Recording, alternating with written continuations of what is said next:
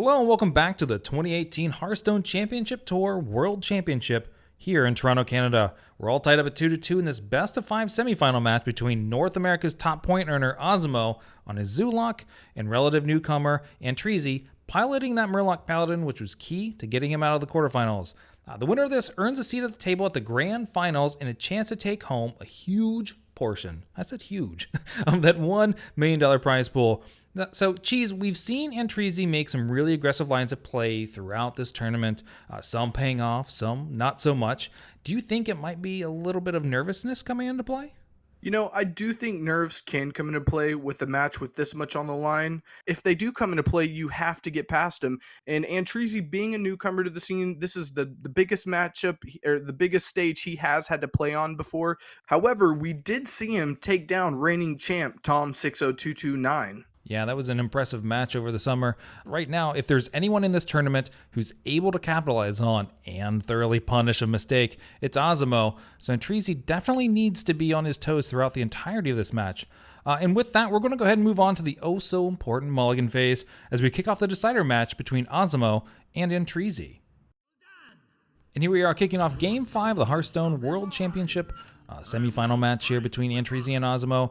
Antrizi looking to get something that'll fill out his hand early on, or fill out that curve early on, and he chooses to throw back the Grimscale Chum. Kind of an interesting choice. That's one of those cards that you just almost auto-keep every time. But he does get a second called Arms, which is amazing. It's going to make for a very impressive turn 3, turn 4, especially with that coin in his hand, as he's able to back-to-back them and get a lot of minions on the board. Osmo does get a little bit of luck there. That Kobold Librarian will allow him to fill out that curve early on and establish something on the board. Yep, that Cobalt Librarian is exactly what Osmo was looking for in that mulligan. Grimscale Chum coming back into hand for Antrizi and buffing up that Murloc Tidecaller.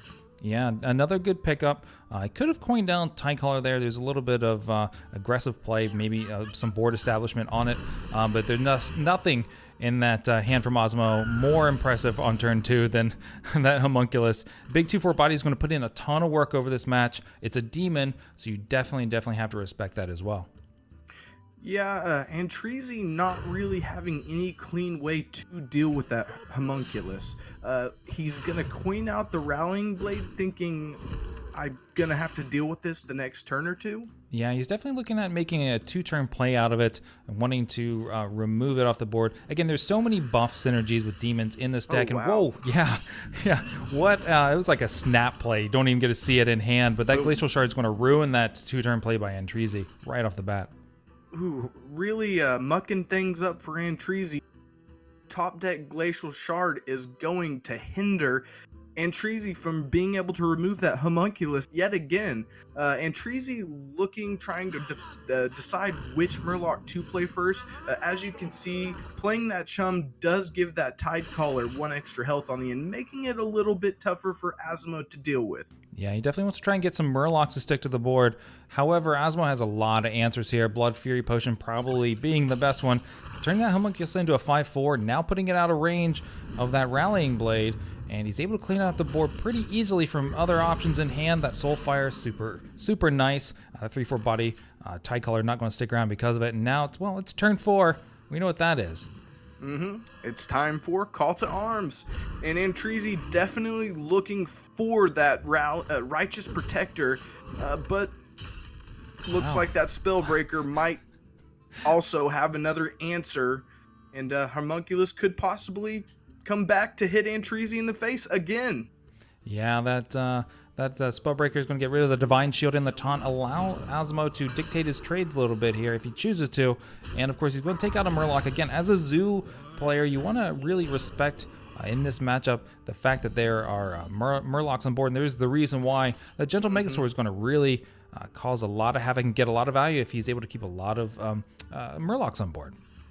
And here's the other Murloc blood card, but he does get the Juggler, and it doesn't hit the Voidwalker. Antrizi not really getting any breaks so far in this game. He needed to hit that Voidwalker to be able to clear it, and as you can see already with the Homunculus, leaving a demon on can be very punishing in this matchup. Yeah, 100%. He would love to have had that one back. He might have a couple nightmares about that last juggle because it would have been an incredible swing play because of all those buff synergies. And here are two now coming into hand. The second one with the Crystal Weaver, going to turn that Void Walker into a 2/2, allow it to trade very easily into a Knife Juggler or that Tide Color. He also has the option of the Demon Fire, which could bump it up to a 4/4. But he has, again, he could use it offensively. He could take up the Tide Color. I do like this play. I do like this play. Like you were talking before, you have to respect the Murloc just because of what he has in hand. And that is thinking about. If you leave Murlocs on board and he drops that Gentle Megasaur, it can be a huge swing play, and Antrisi can start taking control of this game. Yeah, and this turns a little awkward again. He's got the Gentle Megasaur in hand, but he doesn't have a lot of Murlocs on board. He lost a lot of that value due to the last turn.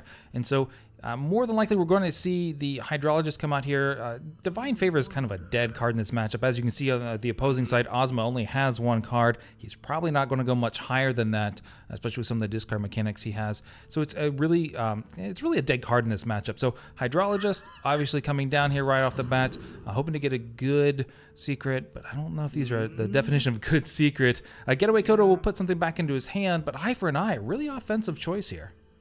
Yeah, he's trying to swing some of this power into his possession. You know, doing a little bit of damage, and really hitting that Crystal Weaver is kind of counterintuitive. But he's trying to take some of those health points away from Azubo.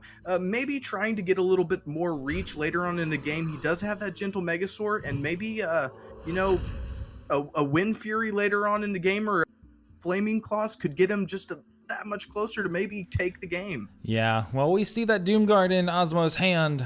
There's not much that's going to be able to stop it unless he's able to get a taunt out in some way, shape, or form. Dreadlord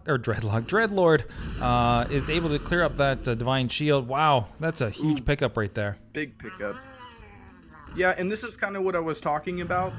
The War Leader into Gentle Megasaur, he doesn't get Wind Fury. He's really close to being able to take Azumo out of this game.